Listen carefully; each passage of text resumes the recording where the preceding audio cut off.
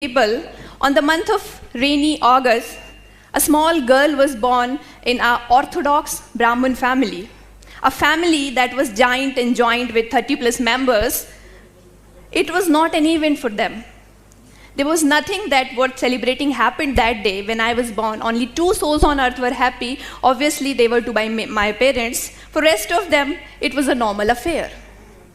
25 years down the line, same girl, same village, and the whole family was welcoming her with garlands, bang, slogans like "Gaon ki beti kaisi ho, Surabhi Gautam jaisi ho," and what not. What made things to become so different for her?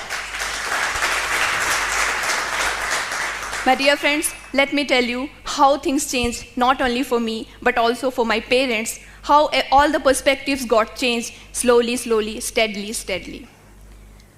I was in a joint family. In a joint family, nobody gets, no children, no child gets a separate attention. So we all were treated equally. Life was okay. We were happy. I got admission in my village school, that was Hindi medium, Madhya Pradesh board school. In 5th class, something good happened with me that I remember till date. I got 100 out of 100 in my mathematics paper.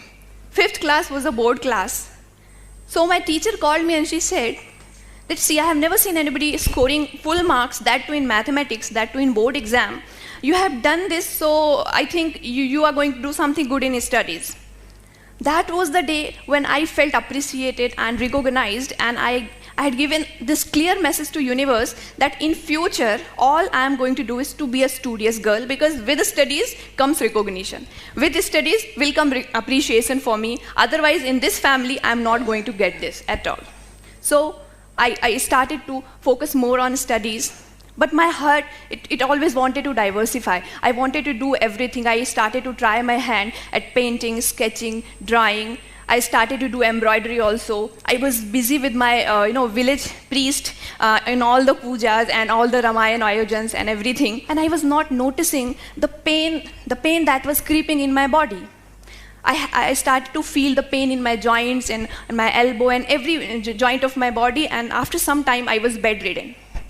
My parents took this decision with their meager resources to take me there. We went there at a place called Jabalpur.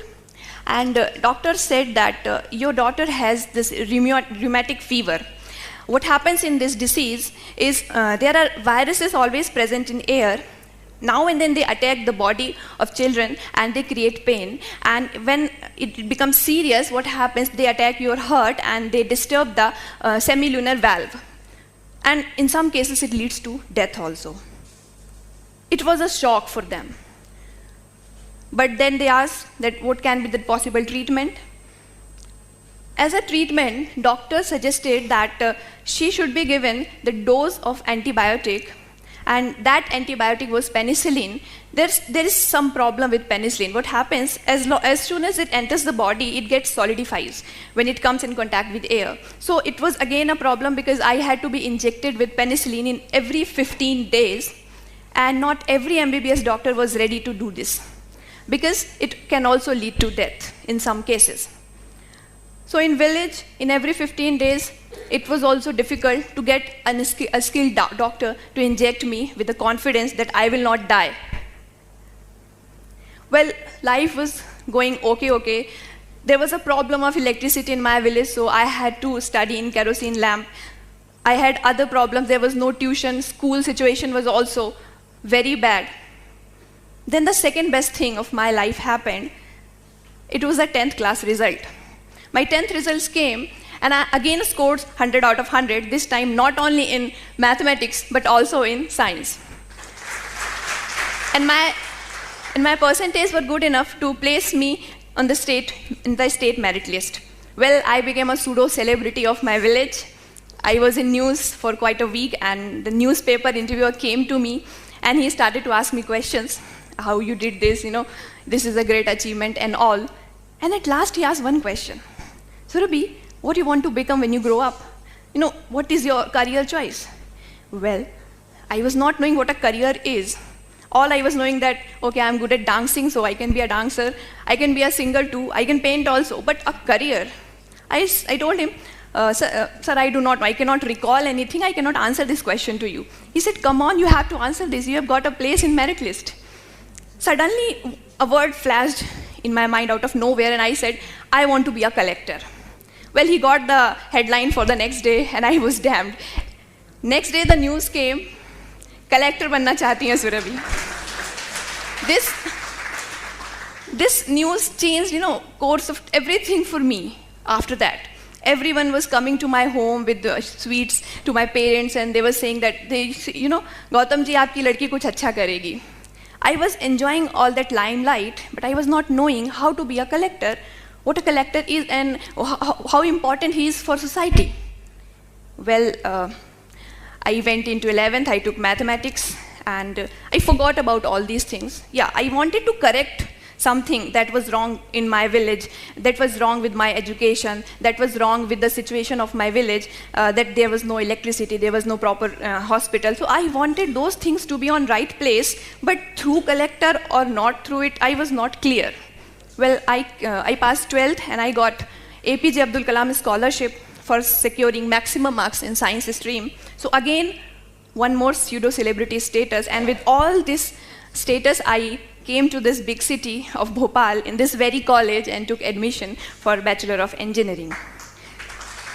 This decision of my parents to send me from the village to a big city for higher education was a big decision, because I was the first girl from my village to go out and study. So it was not only I who was studying here, it was the whole village along with me. If I will come back, the hopes of all other girls, the door for all other girls will close automatically. So I had to perform here anyhow. Well, the first day of my college was the worst day of my college, to be frank, because what happened, when I entered the college, there was chemistry lab that was going on. I entered the class, and ma'am was taking lab. She asked me, okay, you go and do titration. Titration. In my village, there was no lab. I do not know the meaning of titration in Hindi. So I was standing there blank. Again, I looked at ma'am. She asked me, go there and pick up the test tube. First time in my life, I had seen the test tube, and I took that, and it broke. And I was like, oh my God, what I have done. Anyhow, I was hiding behind something so that ma'am should not notice me, and I passed 1 hour. Then the next class, engineering physics. Introductions were going on, and everyone was standing and fluently answering, giving their introduction in English, and I was freezing in my seat that when my turn will come, what am I supposed to do? What will I say? I do not know English at all. I am from a Hindi medium school. How will I introduce myself? I was just stealing words from everyone's introduction, and anyhow, I jotted down the words and gave my introduction. And I thought, okay, this has passed. But the sir was not patient enough. He asked me one more question. He asked me, okay, tell me the definition of potential. Okay, the basic question of physics. I have got APJ Abdul Kalam scholarship for scoring maximum marks in physics, PCM. But I had to answer this in English. And I cannot frame a sentence, a single sentence in English. So I just stood there and I kept mum. Teacher came to me and he said, have you really completed your 12th? Have you really passed it? You cannot answer this very basic question of physics. Only I knew how much I love physics. I'm not answering this not because I do not know physics. It is because I do not know English. But this all was going on in my mind only. I was not able to speak anything. Well, I came back to my room and I wept. I cried. I just wanted to pack my bag and go back to my village. No more higher education, nothing else. This city is not meant for me. This college is not meant for me. These people are not meant for me. I called my parents. That day they played the role of Jamavant, the role that Jamavant played for Hanumana, reminding him all of his great powers, that no, you can fight, no, you can fly. They told me that, okay, you come back, but see, you are closing the door of all other girls of your village, so you have to take a big decision. Well, I picked the point and I decided to fight, and I decided that by the end of this semester, I am going to be fluent in English. Well, I took my engineering books, I jotted down all the spellings and everything, I pasted them on my wall, and all my walls were colored with spellings, and I was always on the revision mode. And it went deep inside my subconscious mind that, my dreams also were in English after that. Like all the characters, be it And in first semester, I topped. I topped not only my college, but I topped the whole university, and I got Chancellor Scholarship for that. That day I had this belief that if you really want to achieve something, anyhow, you do not have any means, because when I wanted to improve my English, I was not able to take coaching, and I was not having any English medium friend, so I was totally unarmed. But I do not know how the universe conspired, and I finally was able to give a TED talk even in this platform. Well, the college passed, and I completed my college when I was 20 and a half, so you need 21 years as minimum age for UPSC exam. So meanwhile, I wrote GATE exam, ISRO exam, BARC exam, SAIL exam, MPPSC exam, and after 6 months, I wrote IES exam. And my dear friends, I qualified all of them. When the first call letter that I got, that was from Bhabha Atomic Research Center, Department of Atomic Energy, Mumbai. So I was very excited. Okay, I'm going to give this highly, touted as one of the most toughest interview of India. So I was about to appear in that interview. I consulted some of my seniors about how it can be, how should I prepare for it. All I got was negative feedback. See, Surabhi, in whole of our life, we have never seen anybody qualifying that interview. Okay, you want to go to Mumbai for fun, then go, but don't have this expectation that you're going to do anything there. Well, all this negativity, I appeared in interview. And I was the first scientist to whom I was knowing is a scientist in my life. So I qualified that interview, and I shifted to Mumbai, and I became a nuclear scientist.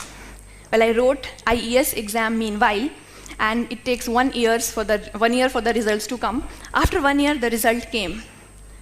And I was AIR 1, not from any IIT, not from any NIT. I was from UIT, and I topped the exam.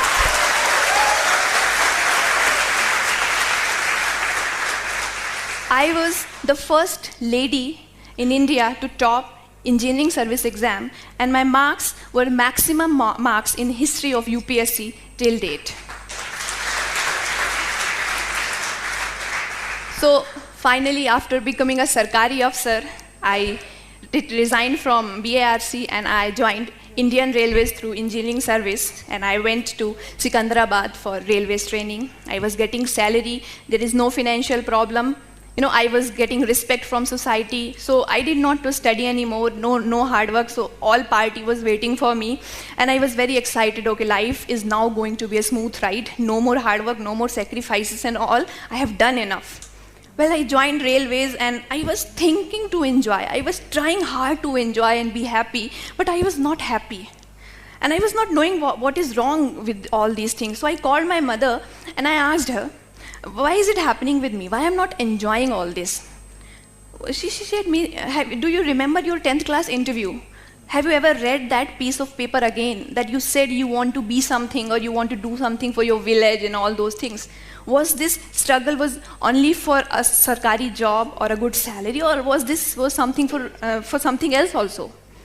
Well, I really recalled, and I read this interview again, and I don't know how many times in my life I've read it, and I decided to prepare for civil service examination. Well, this examination, I want to say, is one of the toughest exam in not only India but of world. 11 lakh aspirants appear for this, and mostly it takes 4 or 5 attempts for them to clear. Students in Delhi, if you will go there and see, they are giving their 24 hours every day and preparing for this exam. And I was doing the job of railways, was deciding to prepare for this exam. I was hardly getting 3 or 4 hours from my training to prepare for this exam. I could not take leave in training also. So the decision was going to be very tough decision for me. But with all those things, I decided to go ahead, and I started my preparation.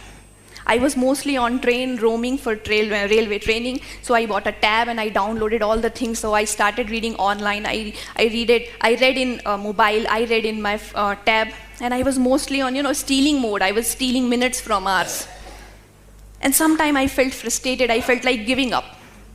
Again, I called my mom. She was a continuous mentor for me. So I called her. I said, see, Even after becoming a Sarkari Afsar, I have to do again all these things. Life is so miserable for me. I was never enjoying when I was a child, and today also when I'm an officer, I'm not enjoying. I'm only doing studies, and I don't know where it is going to lead. Am I going to qualify it or not? I'm not sure, but still I'm again studying all the time. She said me one thing. See, you are 23. When I was 23, I had 3 childs. The youngest of them was 10-month old. I had a family of 30 plus members to whom I had to cook meal. Then I had a job 10 kilometers away from our village to another village. So I had to go do that also. And then I had allergic skin. So for that I had to visit doctor and I have to cover my body all the time. So I had all these problems, but I never complained. You, on the other hand, do not have any social responsibility, familial responsibility. All you have is your dream. All you want is to prove for yourself, because for others you have already proved. Now this is your task, you have to do, and you are saying life is difficult at you. You need to change your lenses, beta. That day, I stopped complaining mostly, at least with her, and I was totally on a mission mode. All my scarcities, I converted them into my luxuries. The more I struggled, more strong I became, and finally, I got All India rank 50 in this coveted exam, Civil Services Examination 2016. To summarize, at last, I believed in these words. These words truly tell my story, and I also want to convey these words to you also. There is no substitute of hard work, and there is no shortcut to success. And my own 4 lines that I wrote, I want to say, जो नहीं मिला है उसका गम जो करती, जो नहीं मिला है उसका गम जो करती, हासिल मौकों में फिर यूं नहीं संवरती। किस्मत से लड़कर पाना भी तो जिद है, किस्मत से लड़कर पाना भी तो जिद है, ये बातें मुझ में फिर यूं नहीं उभरती। मुझको भी गम होता था ना मिलने का, लेकिन खुद से ही वादा था चलने का। मुझको भी गम होता था ना मिलने का, लेकिन खुद से ही वादा था चलने का। कदमों ने जितना नापा उतना कम है, कदमों ने जितना नापा उतना कम है, यही रहस्य है मंजिल से मिलने का, यही रहस्य है मंजिल से मिलने का। Thanks for being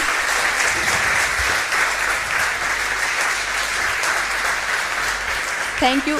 Thanks for being such a patient and such a good audience. Thanks, Ted, and thanks to everyone.